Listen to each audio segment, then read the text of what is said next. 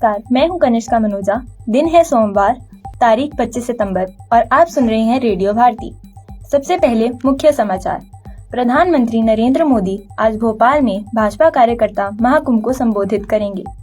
प्रधानमंत्री राजस्थान में जयपुर में परिवर्तन संकल्प महासभा में शामिल होंगे। फ्रांस ने अफ्रीकी देश नाइजर में सेना द्वारा तख्तापलट करने के लगभग 2 माह के बाद अपने सैन्य दलों को वापस बुलाने का निर्णय लिया। भारत अन्य देशों के लिए बन रहा प्रेरणा। विदेश मंत्री डॉक्टर सुब्रमण्यम जयशंकर ने कहा, दक्षिण भारत सहयोग में भारत हमेशा खरा उतरा। विदेशी संस्थागत निवेशकों ने इस साल अब तक भारतीय पूंजी बाजारों में 1.5 लाख करोड़ रुपए निवेश किए।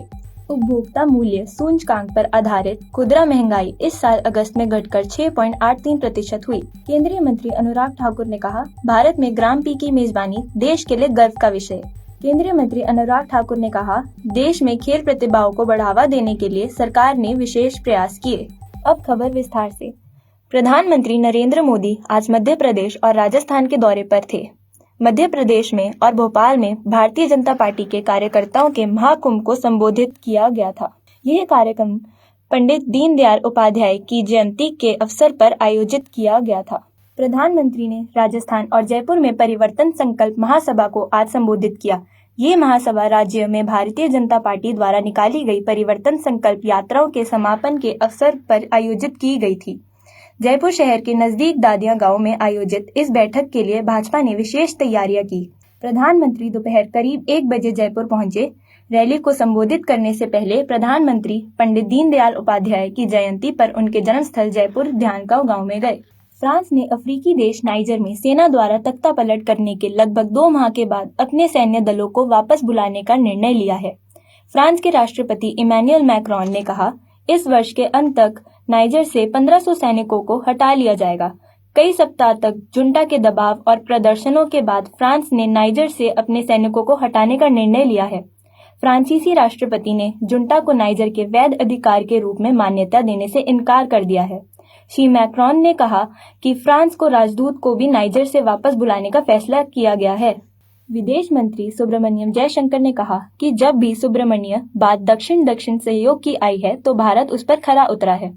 न्यूयॉर्क में India union for global south कार्यक्रम में डॉक्टर जय सुब्रमण्य शंकर ने कहा कि पूर्व और पश्चिम के मतभेदों तथा उत्तर और दक्षिण की भारी असमानताओं के कारण G20 की भारत की अध्यक्षता बहुत चुनौतीपूर्ण थी। उन्होंने कहा कि भारत ने अपनी अध्यक्षता के तहत G20 को ग्लोबल साउथ के कल्याण की दिशा दिखाई और अफ्रीकी संघ को G20 में शामिल किया जाना इसका प्रमाण है। विदेशी मंत्री ने कहा कि विकास से जुड़ी चुनौतियों का सामना किस प्रकार से करना है, इसके लिए भी भारत अन्य देशों की प्रेरणा बना रहेगा। डॉक्टर जयशंकर ने कहा कि ये स्पष्ट होता जा रहा है कि भूराजनीतिक कारणों का असर देशों के भोजन, ऊर्जा जैसी बुनियादी आवश्यकताओं पर पड़ रहा है। विदेशी संस्थागत निवेशकों ने इस साल अब तक भारतीय पूंजी बाजारों में 1.5 लाख करोड़ रुपए निवेश किए हैं। विदेशी निवेशकों ने इस महीने अब तक कुल 10,000 करोड़ रुपए भारतीय बाजारों से वापस निकाले हैं। निवेशकों को उम्मीद ये है कि दुनिया भर के सेंट्रल बैंक अपनी ब्याज दरों को बढ़ाने वाले हैं। इस महीने अब FPI ने 10,000 के 164 करोड़ रुपए इक्विटी बाजार से वापस निकाले, जबकि VRR के जरिए 164 करोड़ रुपए डेट बाजार से वापस निकाले। विदेशी निवेशकों ने हाइब्रिड बाजारों से 66 करोड़ रुपए निकाले, जबकि डेट बाजार में 295 करोड़ रुपए निवेश किए। उपभोक्ता मूल्य सूचकांक पर आधारित खुदरा मुद्रास्फीति इस साल अगस्त में घटकर 6.83% पर आ गई है। सांख्यिकी और कार्यक्रम कार्यान्वयन मंत्रालय के कल जारी आंकड़ों के अनुसार शहरी क्षेत्रों में मुद्रास्फीति 6.59% और ग्रामीण क्षेत्रों में 7.02% रही है। पिछले महीने के उपभोक्ता मूल्य सूचकांक में सब्जियों की कीमतें कम होने के कारण जुलाई महीने में 15 महीने में सबसे अधिक 7.44% की गिरावट आई। जुलाई महीने में उपभोक्ता खाद्य मूल्य सूचकांक 11.51% था, जो अगस्त महीने में घटकर 9.94% पर आ गया है। रिजर्व बैंक में अनुमान खुदरा मुद्रास्फीति 6% से ऊपर बनी हुई है। युवा कार्य और खेल मंत्री अनुराग सिंह ठाकुर ने कहा कि प्रत्येक नागरिक के लिए ये गर्व का विषय है कि भारत ने ग्रेटर नोएडा के बुद्ध इंटरनेशनल सर्किट में बाइक रेसिंग के शौकीनों के लिए पहली MotoGP भारत ग्रां प्री 2023 की मेजबानी की है। उन्होंने भारत को खेलों की महाशक्ति बनाने के लिए प्रधानमंत्री नरेंद्र मोदी को धन्यवाद किया।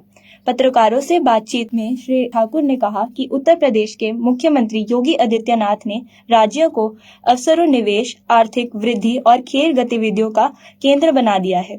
उन्होंने कहा कि भारत की आगे बढ़ती खेल संस्कृति में ये आयोजन एक बहुत बड़ी उपलब्धि है जो युवाओं को आकर्षित करेगी और तथा इसे निवेश और पर्यटन का बढ़ावा मिलेगा। उन्होंने कहा कि भारत विश्व का तीसरा सबसे बड़ा ऑटोमोबाइल निर्माता है और अधिकांश मोटरसाइकिलें भारत में ही बनाई जाती हैं। केंद्रीय खेल मंत्री अनुराग ठाकुर ने कहा है कि सरकार ने देश में खेल प्रतिभाओं को बढ़ावा देने के लिए विशेष प्रयास किए हैं।